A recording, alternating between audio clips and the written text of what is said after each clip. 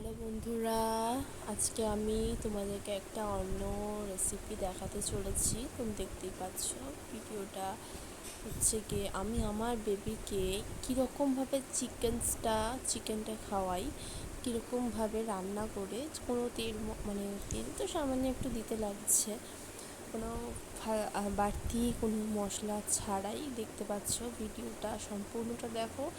এরকমভাবে প্রচুর এটা হেলদি খাবার, এরকমভাবে তোমরা তোমাদেরও বেবিদেরকে খাওয়াতে পারো। কোনো কোনো কোনো সাইড এফেক্ট, কোনো কিছু পেট খারাপ হবে না। এটা হচ্ছে এত সুন্দর একটাভাবে বাচ্চাকে রেসিপিটা, যেটা যে কোনো বাচ্চাই এটা খেতে পারে। এটা তুমি 8 মাস থেকেও স্টার্ট করতে পারো। 8 মাসের বাচ্চাকেও চিকেন স্টুটা খাওয়ানো যায়, কিন্তু চিকেনটা খাওয়াবেন না। চিকেন যে স্টুটা আছে, যে ঝোলটা বা আলু সবজিটা, সেটা তোমরা অ্যাপ্লাই করতে পারো বাচ্চার উপর।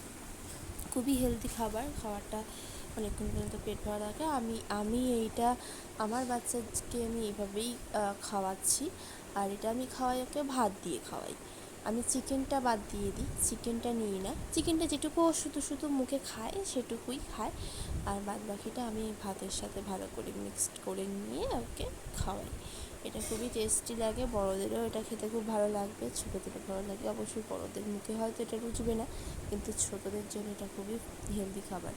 এরকমভাবে তোমরা তোমাদের বাচ্চাকে খাওয়াতে পারো। আমি জল দিয়ে সমস্ত সবজি দিয়ে, চিকেন দিয়ে, হালকা তেলের উপর, সামান্য 2-3 ফোঁটা তেলের উপর আমি জিরেটা দিয়ে দিলাম। জিরে দিয়ে তারপরে আমি সমস্ত সবজি আর চিকেনটা দিয়ে ভালো করে নাড়াচাড়া করে নুন হলুদ দিয়ে ভালো করে সিটি মেরে নিলাম।